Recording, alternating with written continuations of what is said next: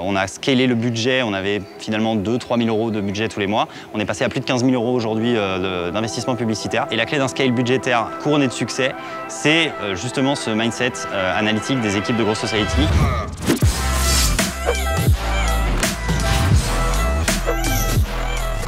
Salut, moi je m'appelle Paul, je suis Head of Growth chez Chiloé. Je travaille avec Growth Society depuis 1 an personnellement maintenant. Ça fait plusieurs années que la société nous accompagne dans toutes nos campagnes d'acquisition. Chiloé, c'est un groupe média et travel. D'abord un média qui s'exprime notamment au travers d'une newsletter qui est suivie chaque jeudi par plus de 80 000 personnes.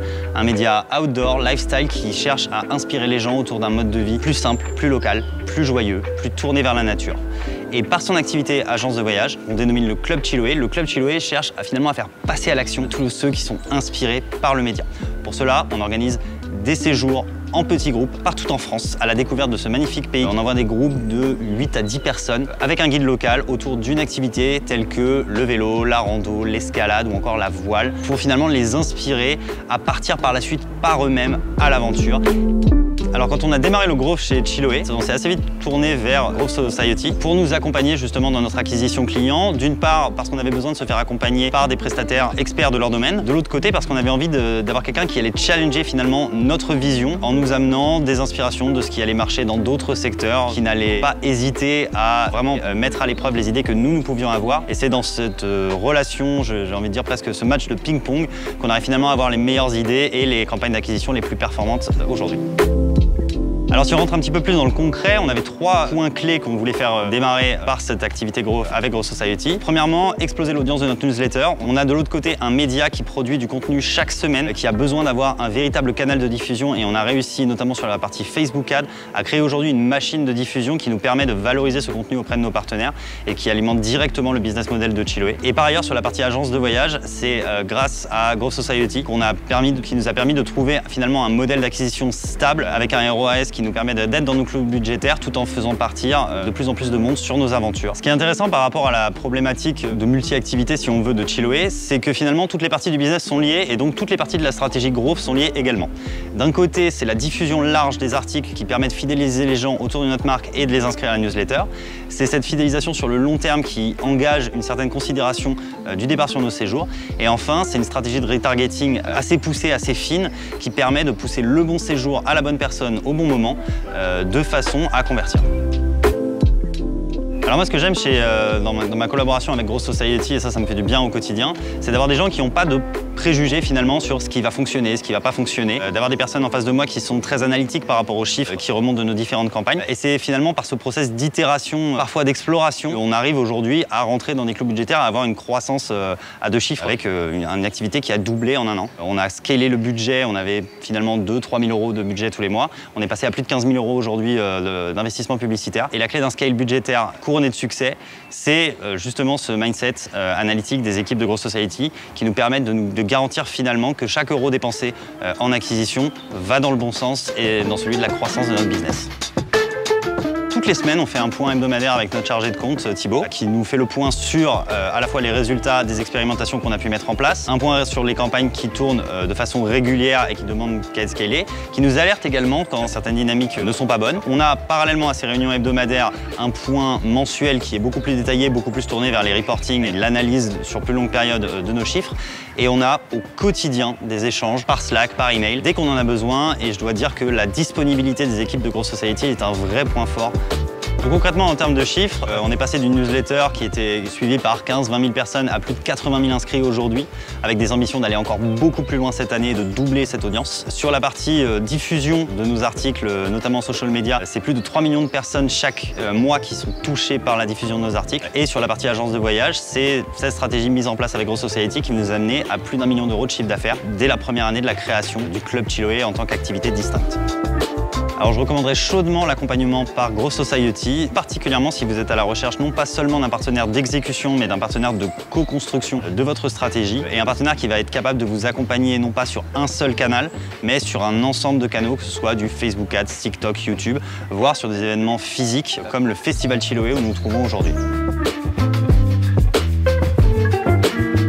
Bonjour tout le monde, nouvel épisode de Parole de Yankee. Je me présente, moi c'est Thibaut, je suis account manager chez Growth Society depuis le démarrage de l'agence. On avait à cœur de réaliser cette vidéo aujourd'hui pour vous parler un peu plus du projet Chiloé, qui est un projet impact positif, qui est suivi par une vraie communauté de passionnés de nature et d'aventure. Aujourd'hui, j'aimerais vous partager les différentes stratégies paid que l'on a mis en place pour atteindre leurs 3 objectifs. Le premier objectif, c'était de générer 60 000 inscrits sur leur newsletter, sans dépasser un coût par inscrit à 50 centimes. Le deuxième objectif, c'était de générer 150 000 visiteurs mensuels en moyenne sur l'année sur leur site web. Le troisième objectif, c'était aussi de générer des ventes. Et pour ça, on avait un objectif de CPA à ne pas dépasser de 150 € en moyenne sur l'année. On a assez rapidement compris à travers nos tests qu'il ne serait pas évident de vendre de l'aventure en direct. Et ça pour plusieurs raisons. Ça demande du temps de s'organiser, de partir à l'aventure. On n'a pas forcément toujours le bon matos et l'équipement adapté. On n'a pas toujours les copains ou la famille qui sont disponibles au bon moment pour partir avec nous. Avec toutes ces infos en tête, on a décidé de travailler sur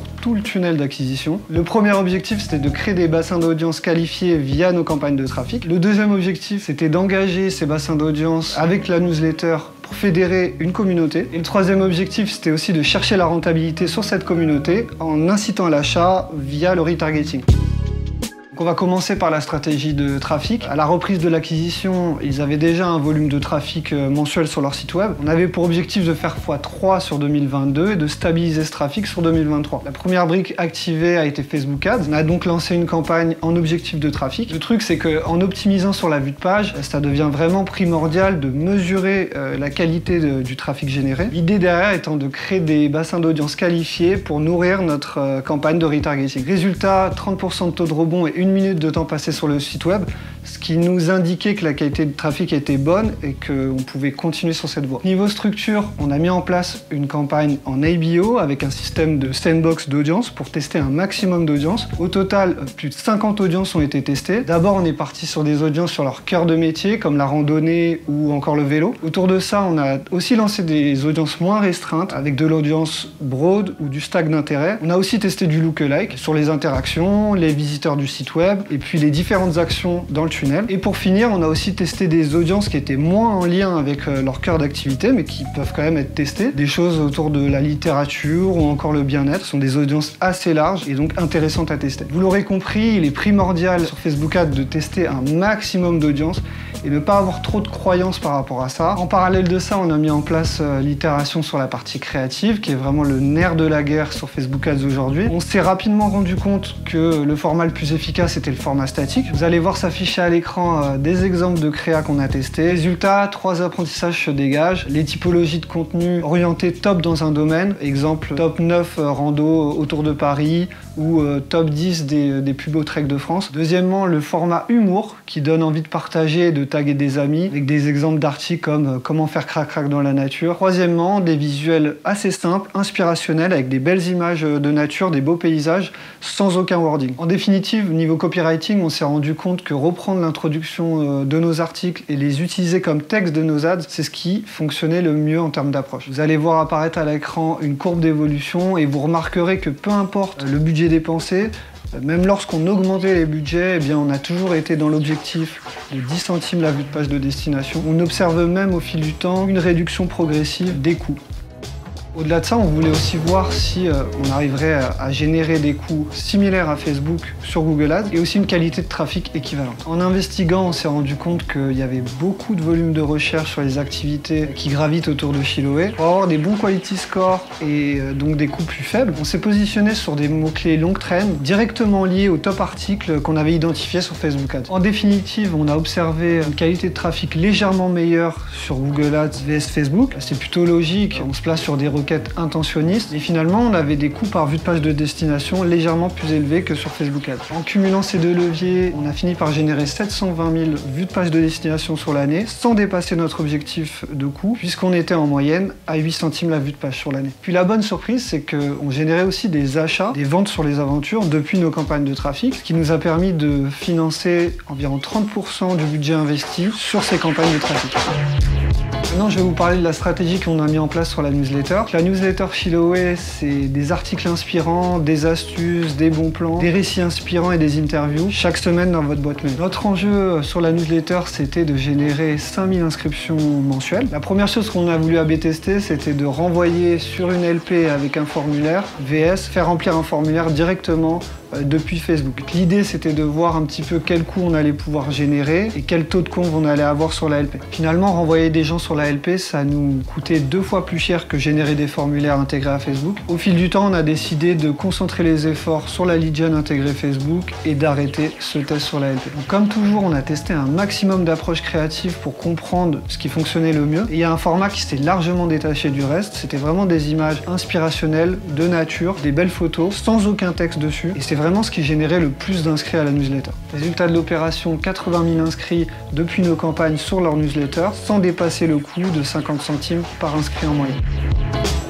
Maintenant, on va passer à la stratégie d'achat. Sur cet objectif, ce qu'on souhaitait, c'était de vendre leur séjour d'aventure et finalement de se servir de tout ce trafic qualifié généré en haut de tunnel pour générer des ventes. Ce qu'on a fait assez simplement, c'est qu'on a mis en place une campagne avec un objectif d'achat sur du trafic plutôt froid. Comme je l'ai dit en introduction, on a vite compris qu'on était sur un produit où la décision d'achat était assez engageante, qu'il ne serait pas évident de vendre ces séjours en conversion directe. Et ce, malgré de nombreux tests sur la partie créative. Après avoir lancé de nombreuses audiences, c'est une campagne qui a eu du mal à fonctionner et les CPA étaient bien trop élevés hors de l'objectif fixé. Donc on a mis les efforts sur la partie retargeting en se servant notamment des bassins d'audience générés depuis nos campagnes de trafic pour aller générer de la conversion. Vous allez voir apparaître à l'écran l'évolution des achats sur cette partie retargeting. C'est devenu assez clair pour nous que la structure d'acquisition en étape du funnel répondait à notre problématique de décision d'achat puisque ça permettait de pousser des ads à des personnes qui aient le temps de se familiariser avec la marque, de découvrir les produits avant de convertir. Et puis un fait intéressant, on s'est rendu compte que plus le trafic augmentait sur les sites web et plus la qualité de ce trafic également s'améliorait,